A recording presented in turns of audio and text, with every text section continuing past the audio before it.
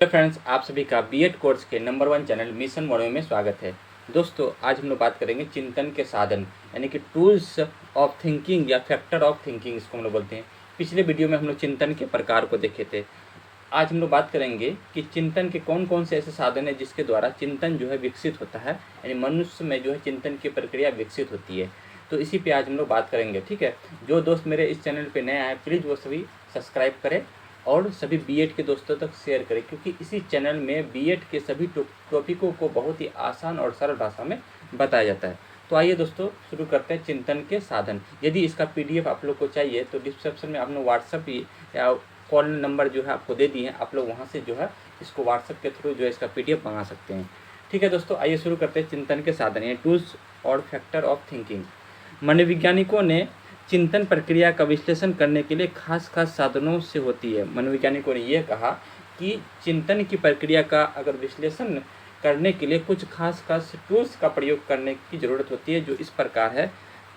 कौन कौन से जो है साधन है जिसके द्वारा चिंतन की प्रक्रिया जो है विकसित होती है। तो पहला है प्रतिमा, इमेज, ठीक है। दूसरा में भाषा यानी कि लैंग्वेज के द्वारा, संप्रत्यय कॉन्सेप्ट, और प्रतिज्ञप्ति मतलब हुआ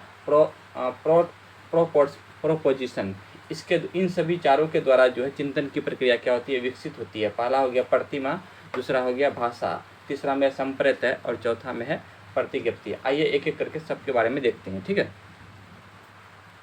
तो सबसे पहला है इमेज, प्रतिमा। इसके द्वारा कैसे चिंतन की प्रक्रिया, चिंतन विकसित होता है, इसको देखते हैं। प्रतिमा को हम लोग इंग्लिश में बोलते हैं इमेज, ठीक है।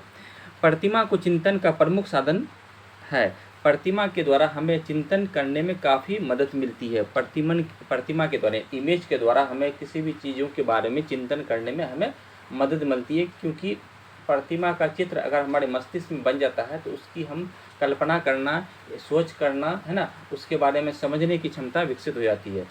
पूर्व अनुभूतियों की अस्पष्ट रूप से पुनरावृत्ति को ही प्रतिमा कहते हैं। यानी कि पूर्ण अनुभूतियों की अस्पष्ट रूप से पुनरावृत्ति, जब हम पूर्व में अनुभूति को प्राप्त कर अस्पष्ट रूप से उसकी हम जब पुनरावृत्ति करते हैं तो उसी को हम लोग क्या कहते हैं, प्रतिमा कहते हैं। आइए इसको हम जैसे के माध्यम से समझते हैं। यदि छात्र कक्षा में बैठे बैठे अपने घर के बारे में चिंतन करता है तो बच्चे के मस्तिष्क में घर के मेज, कुर्सी, किताब, पंखा, फ्रिज आदि का वो एक अस्पष्ट मानसिक उसके दिमाग में चित्र सा बन जाता है।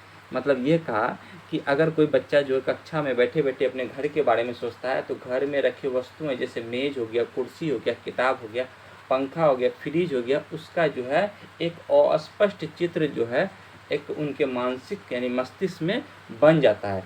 इसी चित्र को हम लोग क्या करते हैं, प्रतिमा कहते हैं। इस प्रकार प्रतिमा के द्वारा जो है चिंतन की प्रक्रिया जो है वो क्या होती है, विकसित होती है, ठीक है। अब हम लोग बात करते हैं दूसरा नंबर टूल्स का, जिसका नाम है भाषा, जिसको हम लोग लैंग्वेज कहते हैं। भाषा को भी चिंतन प्रक्रिया का एक दूसरा प्रमुख साधन कहा जाता है। भाषा का प्रयोग करके व्यक्ति शब्दों एवं वाक्यों को दूसरे के समक्ष एवं दूसरे की बातों को भाषा के द्वारा समझते हैं।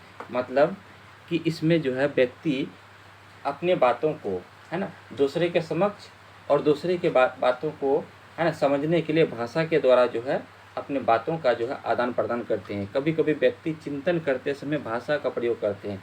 कभी कभी ऐसा होता है कि व्यक्ति चिंतन करते समय जो है अपने मन में चिंतन करता है, तो लेकिन वो धीरे धीरे जो है वो क्या करता है, भाषा का भी प्रयोग करने लगता है और वो अपने आप से बातचीत करता है। अतः चिंतन एक प्रकार का आंतरिक भाषण है, यानी इनर स्पीच है। चिंतन जो है एक प्रकार का क्या है, इनर स्पीच है, क्योंकि चिंतन प्रक्रिया के दौरान जो व्यक्ति क्या होते हैं, अपने आप से कभी कभार जो है वो क्या करते हैं, बातचीत करते हैं चिंतन की प्रक्रिया के दौरान, ठीक है।